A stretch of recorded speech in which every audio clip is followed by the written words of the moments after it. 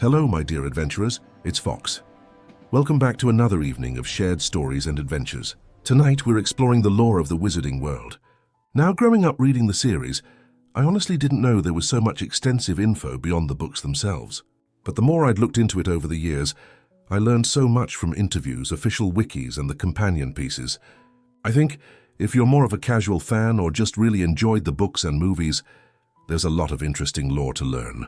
And I'll be covering all the topics I can fit in for tonight, but there's definitely more to come. So we'll start with some stuff like the Hogwarts founders, their histories and how they started up the school. Then we'll move on to the hidden secrets of the houses and a bit of the origins for the classes and lessons, as well as some random things. Plenty to get talking about. But if you like what I do here and want a way to support the channel, consider checking out my Patreon linked in the description down below. But for now, grab your wand and luggage, get cozy on the Hogwarts Express, and let's begin. So way before the events of Harry Potter, and even before the institution of the Ministry of Magic existed, the British wizarding world was fractured and pretty unregulated. Magical education was inconsistent. You had young witches and wizards taught in secret by family members or local magical practitioners. There were no formal institutions or standardized spellbooks, and maybe most importantly, no protection from the persecution of muggles. In this dangerous, decentralized era, four of the most brilliant and powerful magical figures of the time decided to change that. They were Godric Gryffindor, Helga Hufflepuff, Rowena Ravenclaw, and Salazar Slytherin. Of course, these names became synonymous with the school they created, that being Hogwarts School of Witchcraft and Wizardry. There is no exact founding year listed in canon, but based on J.K. Rowling's statements and in universe texts, Hogwarts was probably founded around the 10th century, specifically the early to mid-900s A. This puts it during the early medieval period when the magical and non-magical worlds weren't separated quite so distinctly and were increasingly in conflict. Muggle society in Britain was becoming more structured, and suspicion of witches and wizards was on the rise. Many magical children were untrained, endangered, or hiding their powers. The founders basically wanted to offer a safe, hidden place where magical children could learn to control their abilities, while also preserving magical culture and knowledge. But talking a bit about the actual founders themselves, let's cover some of the basics to introduce them properly. Godric Gryffindor hailed from the village of Godric's Hollow, which was named after him. He was known for his bravery, dueling prowess, and progressive attitude toward blood status. He was a strong supporter of accepting Muggle-born students into the school. Helga Hufflepuff came from a broad valley, possibly in Wales. She was praised for her inclusive, fair-minded approach. Unlike the others, she had no strong preference for personality traits, only that students were willing to learn. She also had a gift for food-related magic, and actually many recipes still used at Hogwarts feasts originated with her. Rowena Ravenclaw was described as the most brilliant witch of her time. She came from a glen in Scotland, and she prized wisdom, wit, and creativity. She's also credited with coming up with the name Hogwarts, inspired by a dream involving a warty hog leading her to a cliffside lake. Before looking into all this, I honestly hadn't realized the school's name was so literal. I suppose it's kind of gross but cool. And Salazar Slytherin from the Fen, likely the Fenlands in eastern England, was a skilled legitims and parselmouth, which means he could read minds and speak to snakes. He valued ambition, cunning, and resourcefulness. And of course, he believed that only pure blood wizards, those with magical ancestry on both sides, should be taught magic. These four built Hogwarts Castle together, in a remote and magically protected location in the Scottish Highlands. They combined their magical abilities to give it a bunch of defenses and unique features that are so iconic now, like its concealment from Muggle eyes, shifting staircases, and enchanted corridors. But obviously they were all such different people, and had their differences on who they wanted to teach, who was deserving, etc. So to accommodate their specific educational philosophies, each founder established their own house within the school. They would each personally select students they deemed worthy, based on the qualities they most valued. Gryffindor chose the brave and daring. Hufflepuff chose the loyal and hardworking. Ravenclaw chose the intelligent and creative. And Slytherin chose the ambitious and pure-blooded. This structure became the main defining characteristic of Hogwarts. 4 houses, each with their own common rooms, dormitories, and heads of house. In the earliest years of Hogwarts, this wasn't yet a problem. It was pretty chill, and they laid the foundations of magical education in Britain. Rowena Ravenclaw is the one who ended up designing much of the academic framework of the school. According to tradition, it was she who came up with the idea of dividing students based on their personalities and aptitudes.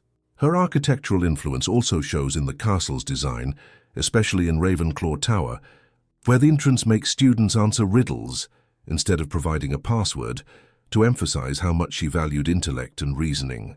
Helga Hufflepuff took in the students who didn't fit the specific preferences of the others. As long as they could do magic and wanted to be there, they were good in her book. And like I'd mentioned, she was really good at food charms. So she ended up creating the enchanted kitchens themselves. So according to Pottermore, and later confirmations from J.K. Rowling. She was also responsible for establishing the tradition of house elves working in the kitchens, ensuring they would always be treated kindly and protected from mistreatment. Godric Gryffindor really focused on courage and daring in his teaching. He believed in standing up for what was right, even when it was difficult, and at a time when magical society was still deeply suspicious of Muggle influence, Gryffindor argued that magical ability could surface in anyone, regardless of ancestry. His progressive stance put him on a direct collision course with one of his oldest friends, which we'll talk about next. Salazar Slytherin, despite being one of the most powerful and fiercely clever magical theorists of the age, held really rigid views about blood status. He believed that Hogwarts should only admit students from purely magical families. This difference of opinion snowballed into a massive argument. Slytherin argued that allowing Muggleborns into Hogwarts put the entire magical community at risk of discovery and persecution.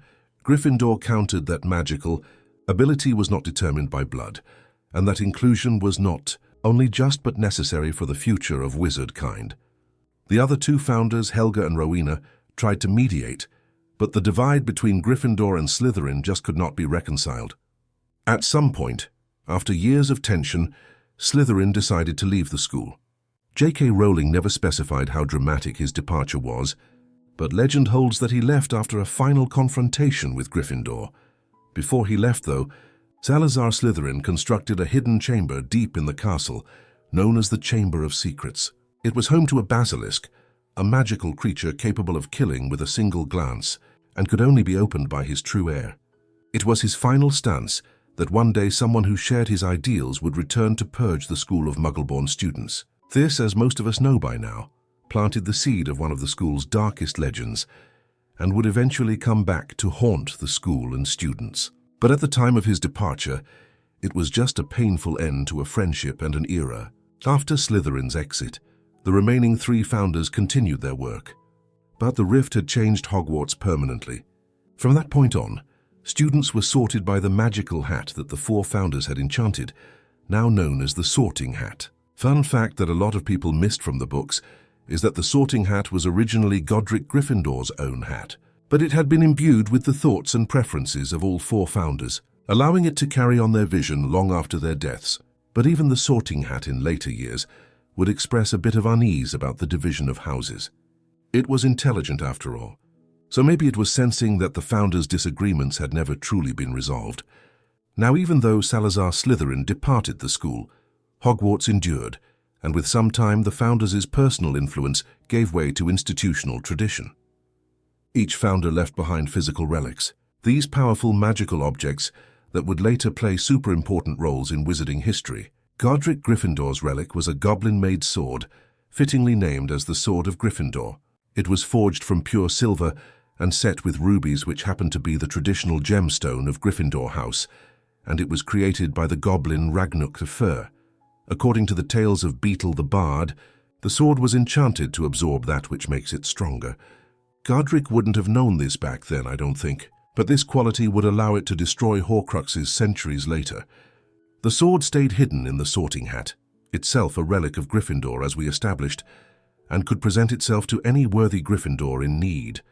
Helga Hufflepuff's object was a small golden cup engraved with a badger and lined with magical enchantments. The Hufflepuff cup remained in her family line until it eventually came into the possession of Hepzibah Smith, a very rich lady who loved to collect magical artifacts and who herself claimed to be a descendant of Helga Hufflepuff. The cup was stolen by Tom Riddle and turned into one of Voldemort's Horcruxes after he'd killed that lady and made it seem like her house elf had done it. The cup itself symbolized nourishment and loyalty and was said to possess some unique abilities, which I'm not sure what exactly those would have been since they're not described in canon. Rowena Ravenclaw left behind her most famous possession, the Ravenclaw diadem. A silver circlet inscribed with the words "wit beyond measure is man's greatest treasure." The diadem was supposed to enhance the wisdom of its wearer. After her daughter Helena stole the diadem and ran away, Rowena got really sick. Whether from grief or illness is never stated, and she sadly never recovered. She reportedly died still estranged from her daughter. Helena had a disturbing fate not too long after. You see, she was murdered by the bloody Baron who had loved her, and they both later returned to Hogwarts as ghosts, Helena as the Grey Lady of Ravenclaw Tower. The diadem was hidden in Albania for centuries until Tom Riddle charmed the answer out of Helena during his time as a student in Hogwarts. He then found and corrupted it into another Horcrux. Salazar Slytherin's relic, the Slytherin locket, was passed down through his family line and eventually ended up with the Gaunt family, his last known direct descendants, who still really fiercely guarded their heritage despite falling into total poverty and madness. Marop Gaunt, daughter of Marlowe Gaunt, inherited the locket after her father was imprisoned. She had been abused and neglected, and so Mirop sold the locket for a meager sum in London after fleeing her family. Years later, her son Tom Riddle tracked down the locket in adulthood, and you guessed it, turned it into another Horcrux. But let's talk about the school itself. Now, I'd mentioned briefly how before the founders established Hogwarts, kids learning magic was really just a community-driven thing if it was properly taught at all. But with Hogwarts in the picture, it brought something new, a structured central curriculum taught by masters in their field and refined over centuries. By the time of the 20th century, Hogwarts had established a core curriculum required for all students, from 1st through 5th year, and a selection of electives available from 3rd year onward. These classes were without a doubt influenced by the values of the founders, but also the many talented magic practitioners that came afterwards. There's 7 core subjects, and those are Transfiguration, Charms, Potions, Herbology, Astronomy, History of Magic, and Defense against the Dark Arts. Let's start with Transfiguration. It's one of the oldest, most complex, and scientifically structured branches of magic in the wizarding world. It involves altering the physical properties of an object or creature. So things like changing its shape, composition, or even its species while still, adhering to strict magical laws. Unlike charms which add or enhance properties without changing the object's core identity, Transfiguration deals with a total transformation of form and essence. Because of this, it's famously difficult, dangerous when mishandled, and it's one of the subjects where theory and precision matter just as much as the actual wand work. At Hogwarts, Transfiguration is taught from 1st year through to new level, and it's considered a foundational discipline, closely tied to magical theory, magical law, and ethical questions about the boundaries of magic. It includes CBD disciplines, such as human transfiguration, switching spells, which are used to swap properties or body parts between objects, and vanishment, a particularly tricky art that removes an object entirely from existence, though where exactly it goes is something of a magical mystery. The most iconic Transfiguration professor, at least in modern Hogwarts history, is Minerva McGonagall, who's not only a brilliant witch, but also a registered animator, so she can turn into an animal, specifically a cat in her case. What loads of people forget, though, is that she herself was taught by Albus Dumbledore, who was once the Transfiguration professor during Armando Dippett's headmastership. Before ascending to headmaster, Dumbledore's lectures were legendary for their eccentric flair, very much like himself. But lesser known is that Dumbledore helped rewrite large portions of the Transfiguration curriculum after his work with the famous alchemist Nicholas Fll. He tried to root out some outdated practices that bordered on ethically murky territory, like early animators' experimentation and unauthorized object sentience spells. Transfiguration is governed by several elemental principles, including Gamp's law of elemental transfiguration. One of the most well-known exceptions to Gamp's law is that food cannot be created out of nothing, though it can be multiplied or moved via magic. This is one of many reasons why transfiguration is tied so tightly to magical ethics, since misuse can result in permanent damage to living beings or the creation of unstable magical constructs. For this reason, performing transfiguration on humans, especially without their consent, is considered borderline dark magic and is heavily regulated by the ministry. Although transfiguration and conjuration are closely related, they're not the same, not exactly. Transfiguration alters what's already present, but conjuration summons something new into existence. Conjuration usually gets studied in tandem with advanced transfiguration classes, and many magical careers like healing, alchemy, and curse breaking require a strong understanding of both. Fun fact, Merlin himself was a reputed master of transfiguration, and it's widely believed that the wizard Morgana Le Fay once turned an entire court of noblemen into stags for insulting her magical heritage, a feat only possible with a crazy level of transfiguration skill. Charms is the most widely applied and universally practiced branch of magic in the wizarding world. It's concerned with bestowing an object, creature, or person with new behaviors, effects, or enhancements, but without altering its fundamental identity. It's also the first type of true magic that Hogwarts students are taught in their formal education. First years quickly learn foundational spells like Wingardium Leviosa, the levitation charm, Alahora, the unlocking charm, and Lumos, the wand-lighting charm. Spells like this are staples in any witch or wizard's magical toolkit pretty much for life. Unlike more complex branches like arithmancy or ancient runes, charms is essential for both simple domestic life and professional magical careers because it's used in everything from cooking and cleaning to jeweling and spellcrafting. During the Harry Potter timeline, the required textbook was the Standard Book of Spells by Miranda Goshawk, who's one of the most influential magical theorists in recent history. Miranda not only compiled and categorized centuries' worth of incantations into accessible formats for grades 1 through 7, but she also codified wand movement diagrams, modernized spoken spellcasting, and created safety guidelines, to name a few things. Her work helped democratize magical education, because prior to her influence, charm casting was often inconsistent between regions and bloodlines. She's also credited with refining the nonverbal spell standard, used in advanced dueling and ministry-level magical work. Charms, may be more than any other subject, touches every corner of the magical world. Enchanted objects, protective barriers, communication devices like the protein charm, which, if you remember, was used by Hermione for Dumbledore's army, and even unforgivable curses, which, believe it or not, technically fall under the charm classification, are all under its umbrella. Spells like the famous Io summoning charm, while deceptively simple in appearance, requires a deep understanding of magical intention and targeting. And now my personal favorite subject, potions. Potions is a very ancient and respected magical discipline. It's equal parts alchemy, herbology, chemistry, and arcane intuition. Instead of relying too much on the one work side of things, it demands exact measurements and careful timing. You'd also, of course, need a deep knowledge of magical ingredients and how they interact. At Hogwarts, potions is mandatory and studied from first year through fifth, with only the most capable students accepted into new level instruction. Most people skip out on going that far into it. Apparently, it is like really hard. It's taught deep in the dungeons, since the stone-lined chambers give this sort of ideal climate for brewing, and they help disperse noxious vapors. Snape, a former student of Horace Slughorn, was a potions prodigy in his youth and eventually became the school's potions master during Harry's time. To this day, one of my favorite lines from the books is the first potions class when he says, "I can teach you how to bewitch the mind and e'ens snare the senses.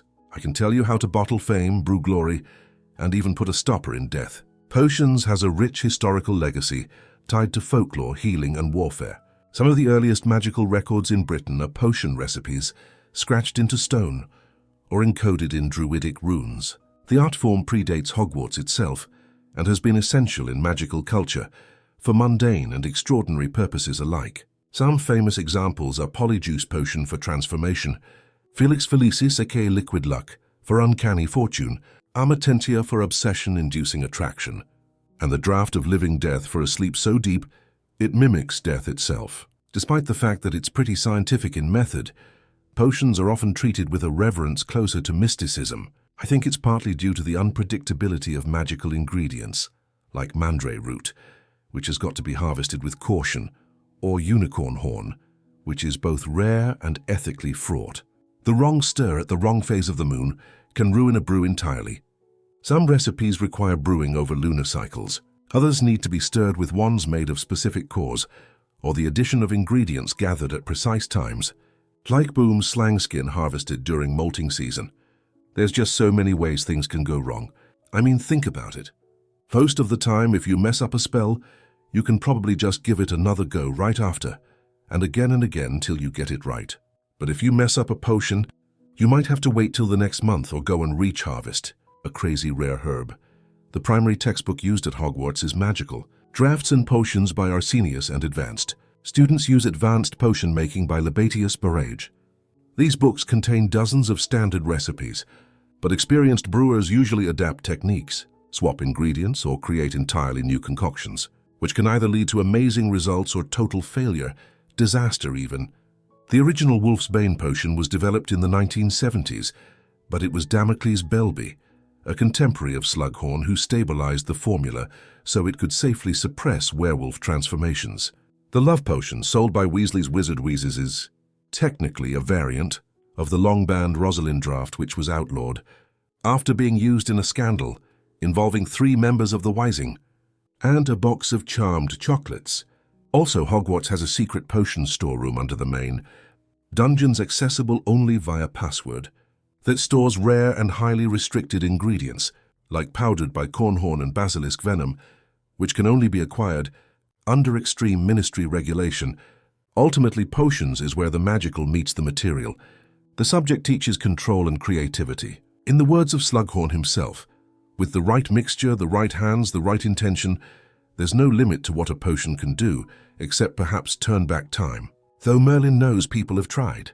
Herbology is the magical discipline devoted to the study, cultivation, and practical use of enchanted and mundane plants, fungi, and botanical life forms. It combines aspects of biology, potion craft, magical defense, and creature care, making it one of the most interdisciplinary subjects at Hogwarts. You know, it's easy to maybe dismiss it as just gardening, but herbology really is quite indispensable. From the deity used to heal life-threatening wounds, to devil's snare that can ensnare and strangle, magical flora lies at the root of everyday wizarding life. No pun intended. Okay, maybe it was intended. Herbology is considered a core subject and is particularly critical for students pursuing careers in healing. For example, if you wanted to apply to St. Mungo's Hospital, you'd need solid grades in New Level Herology. Classes take place in the greenhouses on the Hogwarts grounds, each classified by level. Greenhouse 1 for beginners up through Greenhouse 5 for advanced and highly dangerous specimens. The curriculum ranges from the basics of flitterbloom and shrivelfig care to handling venomous tentacula, cultivating soporous beans, and managing aggressive mandrakes during adolescence. During Harry Potter's time at school, herology was taught by Professor Pomona Sprout, head of Hufflepuff House. She played a major role in defending Hogwarts during the Battle of Hogwarts. She used her knowledge of aggressive flora to unleash mandras and venomous tentacula against Death Eaters. Herbology is deeply entwined with potions, which we just talked about, as well as defense against the dark arts. Since plants like Gertie roots or sneezewort are used for warding spells and counter curses, even magical law enforcement utilizes herbological knowledge when investigating illegal potion brews or unlicensed cultivation of restricted plants such as gillyweed or Mimulus mimontonia. The subject doesn't have that immediate drama of a transfiguration mess-up or a charms jewel, but its demands are just as rigorous.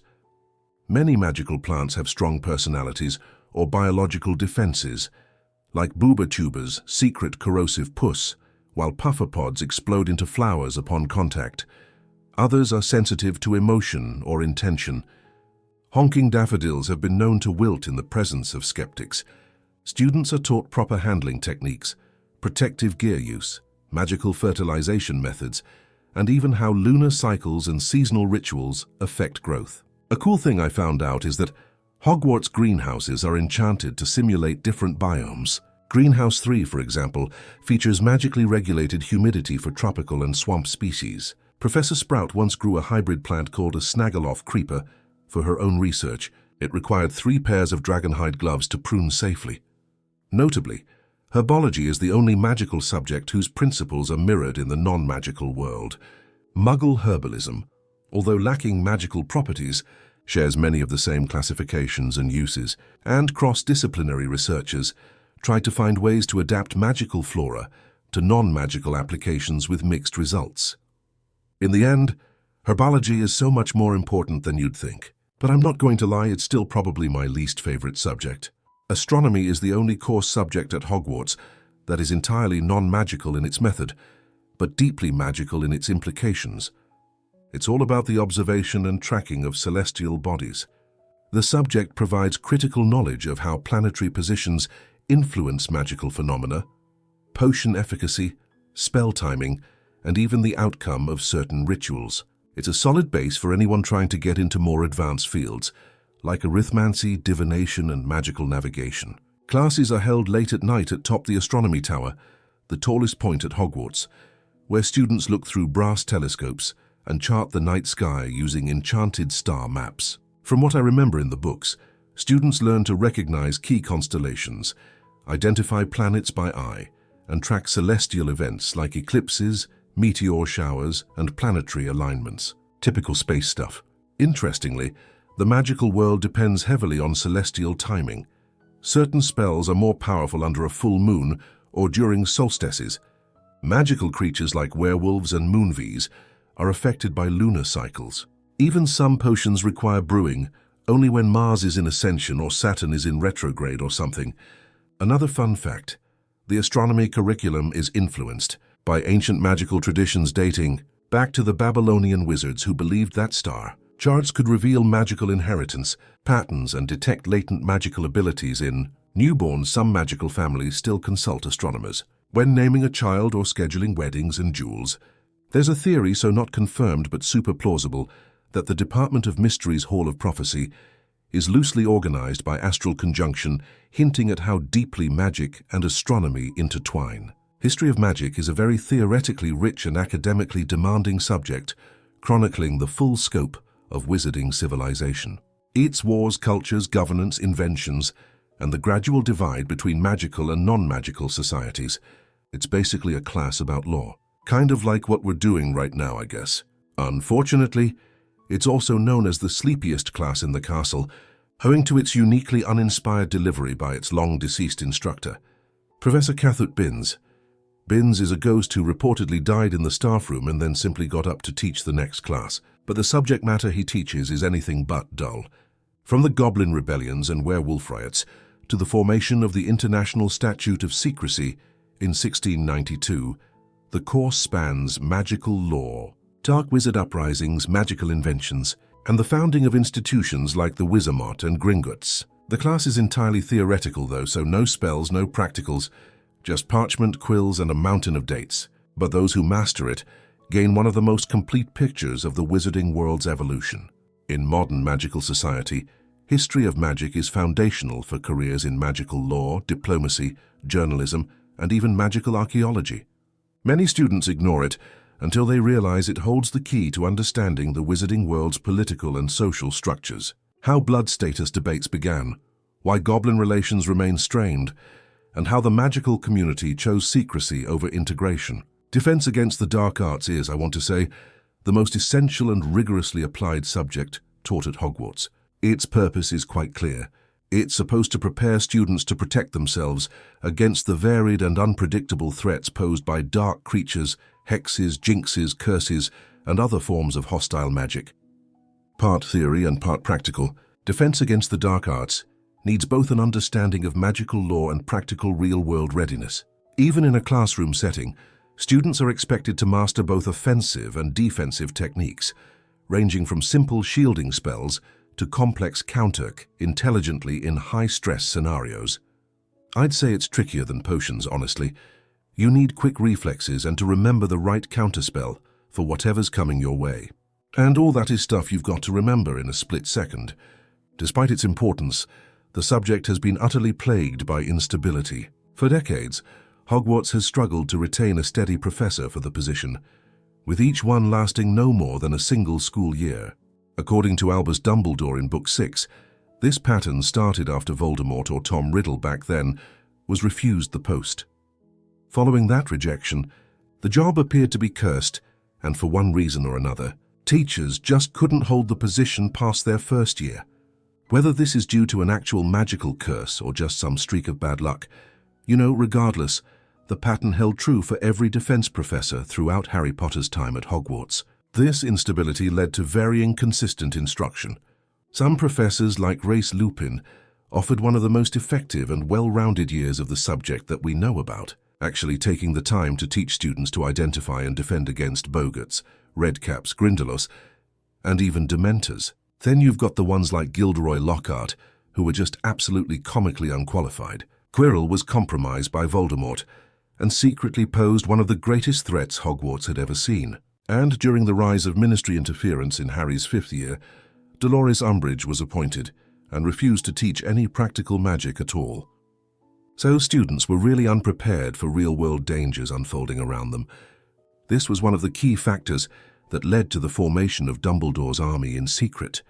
In their 7th-year studies, students are expected to perform complex shield charms, resist magical compulsion, and understand the theory behind the unforgivable curses. And speaking of those in Harry's 4th year, under the instruction of the disguised Barty Crouch Jr., the class was even shown live demonstrations of the Cruciatus Imperius and killing curses, which is something they definitely shouldn't have been learning about, let alone seeing at that age. Something I really like is that, throughout the series, the defense against the dark arts classroom becomes this kind of reflection of the larger magical world's turbulence and whatever's going on at the time, not related to the law, but I just think that's a cool storytelling technique. The quality of education in the subject rises and falls with the political and magical climate, but no matter the era, it remains one of the most critical disciplines at the school. And students who've got their eye on an aura position or any kind of work in magical law enforcement naturally need to have an outstanding performance in the subject. There's also a bunch of electives that students can choose to take. So I'm not going to go too in-depth into these because, honestly, they're a bit boring. I mean, arithmetic is basically just magical maths. It's really hard and demanding. So it makes sense that it's Hermione's favorite subject. The study of ancient runes is another one. And it's about translating and reading old runes from magical texts and inscriptions. It's also just theory. Muggle studies is exactly what it sounds like. Learning about non-magical people's customs, societal structures, inventions, that sort of thing. The ones I think are cool are divination and care of magical creatures. Divination is, I'd say, divisive at best. It's not really taken seriously by most of the characters or even readers, probably. It focuses on predicting the future through various mystical means, including tea leaves, scrying with crystal balls, dream interpretation, astrology, and palmistry. The classroom is purposefully made to be really mystical. It's super warm, almost suffocating, heavily perfumed and dimly lit to give off that aura of hazy dreaminess. In the books, the class is taught in the North Tower by Professor Sybil Trelawney, a descendant of the famed seer Cassandra Trelawney. The professor is overly dramatic and comes off as a bit of a fraud, but in reality, she is one of the few characters in the series to deliver true prophecy, specifically the one concerning Voldemort and Harry. Professor McGonagall openly criticizes the subject and sees it as a bunch of hocus-pocus. And Dumbledore is implied to have kept Trelawney around, not for the strength of her teaching, but because of the importance of her prophecy and the threat posed by Voldemort's supporters if she were dismissed. When Umbridge takes over Hogwarts, the subject is taken over briefly by Fenzi, a centaur who offers a more philosophical cosmological approach rooted in centaur lore and astrology. I thought that was cool, showing how different the approach to the subject can be depending on who's delivering the material. Even the students take it more seriously with him, most even properly enjoying it. Care of Magical Creatures focuses on the handling, understanding, and ethical treatment of magical beasts. Hagrid's first lesson involves a hippogriff, a very proud and majestic creature, with the head of an eagle and the body of a horse. Draco essentially insults it, and gets slightly injured in the process, but he really milks it and gets a formal complaint instated against Hagrid for being a reckless teacher. The course itself covers a wide range of magical creatures. Some of those are blast-ended scruts, bowtrucks, nifflers, thestrals, and unicorns. We'll talk about these and more creatures in detail in another video I'm planning to do. Despite its dangers, it is one of the most popular electives due to students' curiosity about magical creatures and the hands-on nature of the lessons. Lots of injuries, but lots of excitement to offset that. But now let's talk a little about some of the secrets of the castle itself. For all its prestige and traditions, Hogwarts is not a straightforward school. It's packed with shortcuts, secret rooms, and password-restricted places. As Dumbledore himself once said, "Even now, after all these years, I discover something new about the castle every week." The Room of Requirement is a place that literally doesn't exist unless someone needs it. You won't find it on the Marauders, and it doesn't have a fixed door or even a fixed form. It shows up on the 7th floor, right across from that bizarre tapestry of Barnabas the Barmy trying to teach ballet to trolls. But to get in, you have to walk past the wall 3 times while thinking very hard about what you need. If the magic agrees with you, the door shows up. The earliest confirmed person to use the room in the books is Dumbledore, who once stumbled across it when he needed the L and found a room full of chamber pots. It's a funny little moment in Half-Blood Prince, but it's also a perfect example of how the room works. It gives you what you genuinely need. Now, during Order of the Phoenix, the room becomes a major player. This is where Dumbledore's army meets in secret to practice defense against the dark arts. Since Umbridge isn't exactly helpful in that department, the room supplies everything. Cushions for dueling practice, books on defensive spells, even a sneakerscope to warn them if someone's sneaking up. It's like the room wants you to succeed, as long as you're sincere about needing it. Something to keep in mind from our discussion about transfiguration earlier is that the room isn't all-powerful. It can't create food because of Gamp's law of elemental transfiguration, which, as a reminder, says, food is one of the few things you can't conjure out of nowhere. You can't use the room for everything, and you definitely can't always get in. If someone else is already using it for a different purpose, you're out of luck till they're done with it. That actually happens in Half-Blood Prince. Draco Malfoy uses the room to fix the vanishing cabinet that links to Borgin and Burke's, letting Death Eaters into the castle. When Harry tries to get in, the room just doesn't show up because it's already doing what Draco needs and it won't split purposes. That in Deathly Hallows, with Snape as headmaster and the Carrows running wild, students like Neville Longbottom use it as a secret hideout. The room becomes a full-blown safe house and even has a secret exit through a portrait that leads to the Hog's Head. Later, it turns into the Room of Hidden Things, where students have stashed stuff for centuries. That's where Harry, Ron, and Hermione find Ravenclaw's lost diadem, one of Voldemort's horses I mentioned earlier, just sitting on top of a pile of junk. So yeah, it's a pretty important place. And in case you're wondering, the room isn't alive or conscious, but it's definitely got rules. Even the house elves know about it. Dobby is the one who tips Harry off about it, calling it the come-and-go room, but he admits that not even the elves can make it appear, unless it wants to. Dobby actually used the room to help Winky, a disgraced house elf, when she was struggling with butterbeer addiction. In early drafts of Book 4, Rowling had planned for Dumbledore to mention the Room of Requirement. It was going to be used when Harry needed a private place to practice spells for the Tri-Wizard tournament. The idea was cut for pacing, apparently, but it shows she had the room in mind before it appeared in Order of the Phoenix. In some canon-adjacent entries, Argus Filch might have stumbled into the Room of Requirement when looking for cleaning supplies. Given that the room can become whatever someone needs, there's a chance Filch has been using it for years without realizing its magic. Rowling joked about it in an interview, but it never made its way into the books. If you're trying to sneak around Hogwarts without getting caught, there's one magical item that's basically the cheat code, the Marauders map. It's an enchanted parchment that shows every inch of Hogwarts Castle, including the secret passages, every classroom and corridor. And most importantly, it tracks every person in the building in real time, identified by name.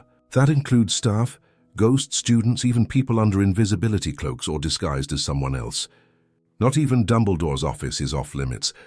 The map was created by 4 troublemakers during their time at Hogwarts. James Potter, who's Harry's dad, of course, Sirius Black, Rice Lupin, and Peter Pettigrew. Together they became known as the Marauders. While the map's exact enchantments are never fully explained in the books, it's clear they use some kind of combination of magical calligraphy, human tracking spells, and complex concealment charms, including the cheeky ability to insult the user if they try to access it the wrong way. To reveal the map, you tap it with your wand and say, "I solemnly swear that I am up to no good." To hide it again, you just say, "Mischief managed," and the map instantly goes blank. One of the coolest features of the Marauder's map is that it reveals 7 secret passages in and out of the castle. Not all of them are described by name in the books, but we do get details on a few. The first and most important is the tunnel under the Whomping Willow Tree, which leads to the Shrieking Shack in Hogsmeade. This was originally used by Lupin during his time at Hogwarts to safely transform into a werewolf in secret. The second is a hidden staircase behind a one-eyed witch statue on the 3rd floor. This passageway leads to the cellar of Honeyuke's, the famous sweet shop in Hogsmeade. Harry uses this one to sneak out multiple times in Prisoner of Azkaban after Fred and George give him the map, since he couldn't get his aunt and uncle to sign the Hogsmeade form. Another is said to be behind a mirror on the 4th floor, although this one may have caved in or become inaccessible by the time of Harry's 3rd year. Fred and George Weasley stole the map from Filch's filing cabinet during their first year at Hogwarts. Filch had confiscated it, probably without ever realizing what it really was. The twins used it to sneak into Honeyuke's regularly, and later passed it down to Harry since they'd pretty much memorized it by then. The vanishing cabinets are an interesting pair to talk about, because they're part of one of the most dangerous breaches of Hogwarts security in the entire Wizarding War. Vanishing cabinets are magical paired objects designed to let a witch or wizard instantly travel between 2 locations. Think of them like a magical backdoor. Step into one, and you vanish from that location only to reappear in its twin. They're not explained in super heavy detail in the books, but what we do know is this. The connection between 2 vanishing cabinets allows for real-time transport, including for multiple people and items, and even some communication while inside. One cabinet is located at Borgin and Burke's, the shady magical antique shop in Knockturn Alley.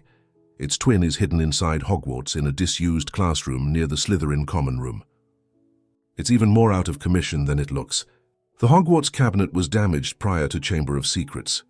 We find out later that Peeves the poltergeist smashed it, right after being told to by nearly headless Nick as part of a plan to get Harry out of trouble. The broken cabinet sat unused for years, and no one, not even the staff, seemed to pay much attention to it. Fast forward to Half-Blood Prince and Draco Malfoy, under orders from Voldemort, rediscovers it and realizes he can use it to bring Death Eaters into the castle. He moves it to the Room of Requirements, and he knows it's broken. He even tests it repeatedly by sending in small objects like apples and birds and waiting to see if they make it to the other end. Eventually, he manages to repair the cabinet, restoring its connection to the one at Borgin and Burke's. The moment it's fixed, it becomes a working gateway, letting Death Eaters bypass every protection spell Hogwarts has in place. As for where the cabinets came from, that part's a mystery. We don't get a confirmed origin or age. They're clearly rare and powerful and dangerous enough that shops like Borgin and Burke's keep them under close watch. Even Snape, Dumbledore, and the other professors don't seem to be fully aware of the Hogwarts cabinet's condition or connection. It's one of those moments where the castle's secrets become a liability. When it comes to Hogwarts, one of the things that keeps the magic alive, literally and figuratively, is just how well its secrets are hidden in plain sight. Aside from being dormitories and little hangout spots, the 4-house common rooms are reflections of each house's values, tucked away behind enchanted entrances that most students outside that house never get to see. While the books walk us through Gryffindor Tower in detail, since that's Harry's home, we get these bare glimpses into the other 3 over the course of the series. So yes, Gryffindor Tower is easily the most well-known. It's located up in the higher reaches of the castle, behind a portrait of the Fat Lady, who only lets you through if you know the password. She's not exactly easygoing either. If you forget the password, you're out of luck. And if you're too late after curfew, she'll give you attitude. She also tends to go on strike, like when she got attacked by Sirius Black in Book 3 and refused to come back till Dumbledore talked her down. She also gets mildly drunk at a Christmas party once, for the record. Now, Ravenclaw's entrance is where things start to get interesting. Their common room is in a tall tower on the west side of the castle, and there's no portrait guarding it. No password either. Instead, you get a massive bronze knocker shaped like an eagle's head. It asks you a riddle, and you have to answer it correctly. It's not set on like a weekly rotation or anything. You just have to be clever enough in the moment. If you get it wrong, you have to wait for another student to come along who gets the answer right. McGonagall herself once got stuck out there, and had to wait for Luna Lovegood to let her in. That's how strict it is. It's the only house entrance that actively tests your intelligence every time, not just the first time. I'd actually be proper annoyed at this one. Imagine you've had an exhausting day. You totally flunked your charms exam, and you lost a Quidditch match, and you can't even go and have a lie down, because you can't figure out the answer to a riddle. Hufflepuff's entrance is the most underappreciated, but honestly, one of the most charming and surprisingly secure. Their common room is near the kitchens down a hallway, lined with large barrels stacked against a stone wall. To get in, you have to tap a specific barrel 2 from the bottom middle of the second row, in the rhythm of Helga Hufflepuff. If you do it right, the lid opens up and lets you crawl through a cozy, earthy tunnel. But if you mess it up, you get sprayed in the face with vinegar. And then there's Slytherin, which is exactly what you'd expect, hidden behind a stretch of blank stone wall in the dungeons, not far from the lake. To get in, you give a password, and the wall silently slides open. The common room itself is underneath the lake, so it's smothered in this pale green light through the windows, with shadows of giant squid tentacles or fish occasionally drifting past. It's got the most distinct atmosphere of the four. A bit creepy. What's wild is that none of these entrances, none of them are listed in Hogwarts or history. That's why even students from other houses rarely know where the other common rooms are, let alone how to get in. J.K. Rowling added a few extra notes over the years too, mostly through interviews and old Pottermore entries. According to her, the Hufflepuff common room is the warmest and coziest in the castle. Low ceilings, round doors, lots of plants, copper lamps, and overstead furniture like a magical badger burrow. She also mentioned that even Ravenclaws sometimes get locked out of their own tower, and it's become a bit of a tradition to solve the riddles together as a group. They'll gather outside the door, trying to crack the question like a group project. And she confirmed that the Slytherin password changes regularly, which makes sense given how protective the house is of its traditions and secrets. One of the passwords we hear in Chamber of Secrets is pure blood. If you really fancy seeing what all the common rooms would have looked like, try looking them up from the Hogwarts Legacy game that came out a few years ago.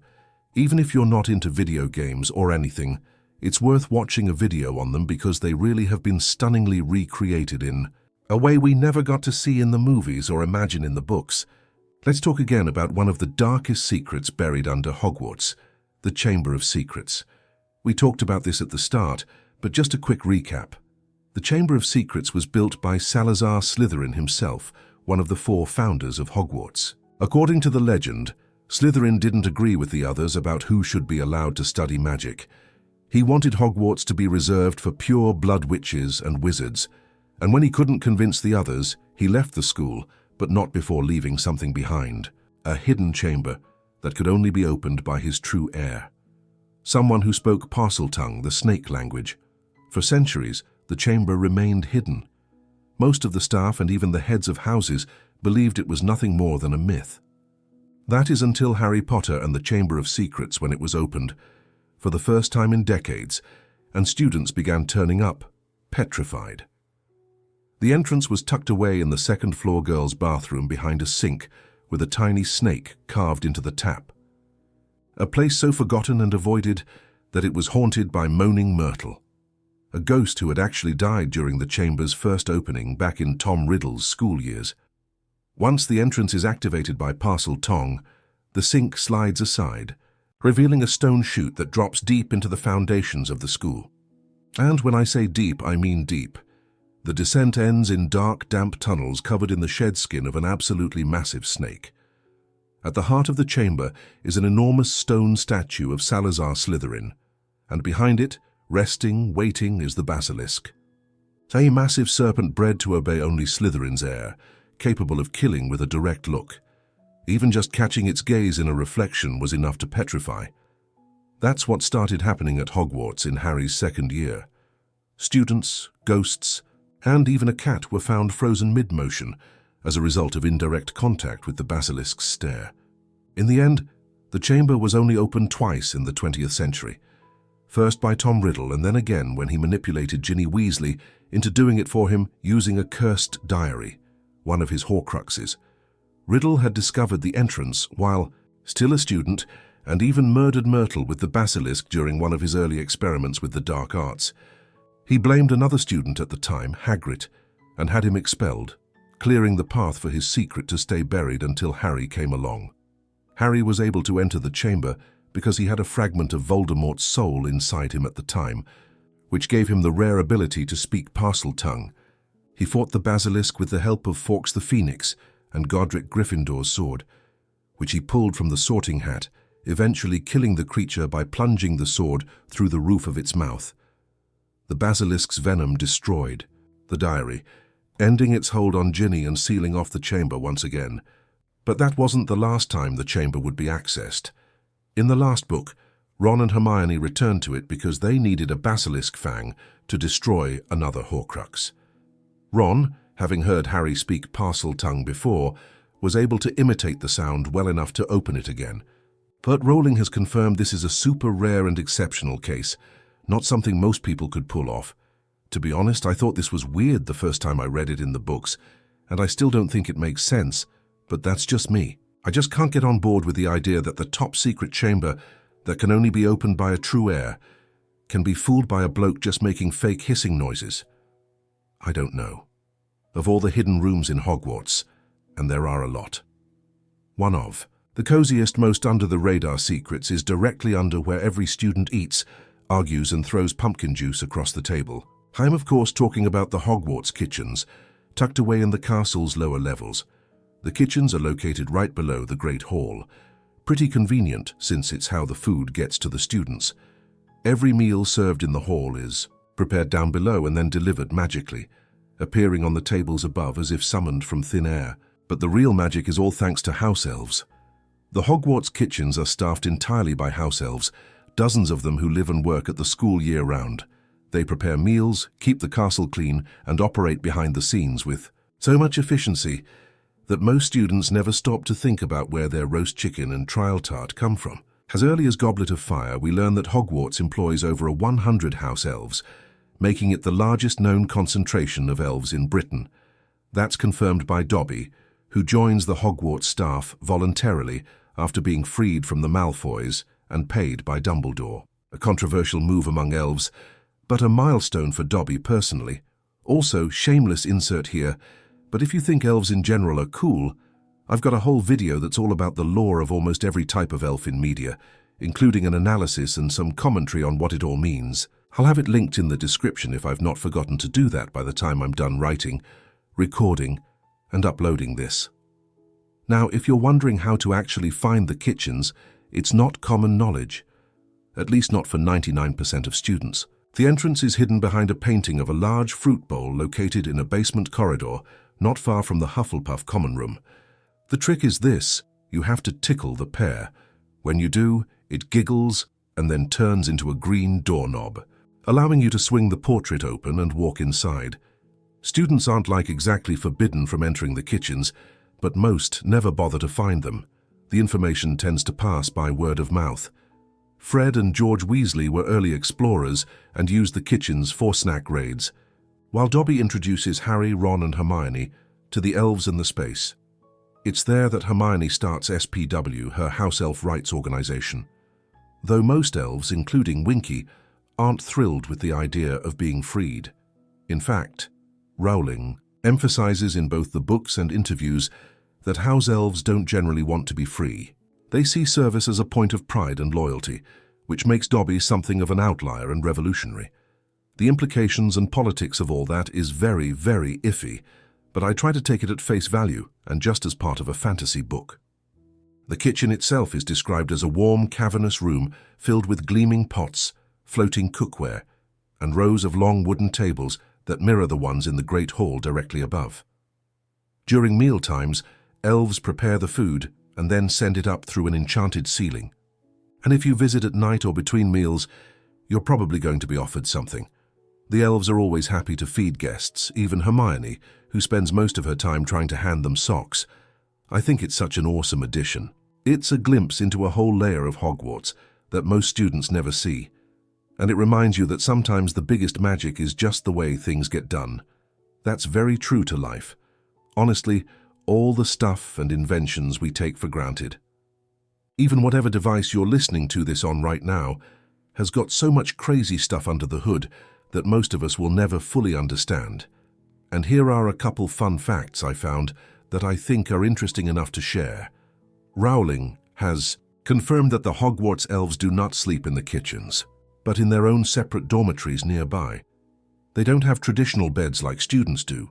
They rest briefly, curled up in small blankets, and wake up when needed. Tickling the pair was inspired by the idea that magic should sometimes be playful, not just powerful. Rowling once said she loved the idea of an enchanted fruit bowl being the key to something important, because at Hogwarts whimsy and mystery are often the same thing. Hufflepuff students are canonically the most likely to know about the kitchens. Their common room is nearby. And if you remember, their house founder, Helga Hufflepuff, was said to have had a strong connection to food, fairness, and feeding others. It's very on brand that their entrance is closest to the heart of the castle's hospitality. Now let's talk about one of Hogwarts' more aggressive landscaping choices. The Whomping Willow is this massive violent tree that sits on the grounds and will absolutely demolish anything that gets too close. But unlike a lot of magical plants that are just naturally dangerous, the Whomping Willow was planted at Hogwarts for a very specific, very sad reason. The tree was planted in 1971, the same year Remus Lupin started at Hogwarts. Dumbledore had agreed to let Lupin attend school despite his lycanthropy, which was incredibly progressive for the time. Good on him. Werewolves faced massive discrimination in the wizarding world, and most weren't allowed anywhere near schools or public spaces. But Dumbledore needed a way to keep Lupin safe during his monthly transformations, and more importantly, to keep everyone else safe from him. So the solution was to create a secret passage from the castle to a safe house where Lupin could transform in isolation. The passage runs from beneath the Whomping Willow to the Shrieking Shack in Hogsmeade Village.